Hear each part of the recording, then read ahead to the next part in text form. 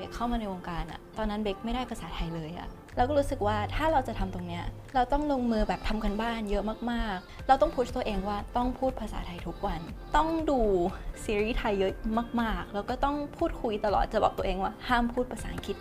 เลยอะมันมีทั้งวันที่เราเหนื่อยหรือท้อไม่รู้จะไปไงต่อก็มีเรามีความฝันที่ใหญ่มากก็คือแบบ I wanna go to Cannes I wanna go to Hollywood I wanna play an international movie เรามีโกว่าเราจะ success ตรงนี้ค่ะแล้วสำหรับเบคในการที่ได้ไปคานนะรู้สึกว่า I'm worth it อยากโชว์ด้านที่แบบ magical ของเราออกมาด้านที่ชายออกมา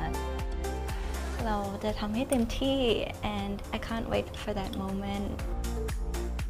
การเชื่อมั่นในตัวเองการเห็นคุณค่าของตัวเองการลงมือทำอะไรที่คนอื่นบอกว่าเราทำไม่ได้นั่นแหละคือจุดที่ทำให้เบกกี้ยืนตรงนี้ได้คุณค่าของเราคุณค่าที่เราคู่ควร Let's do this action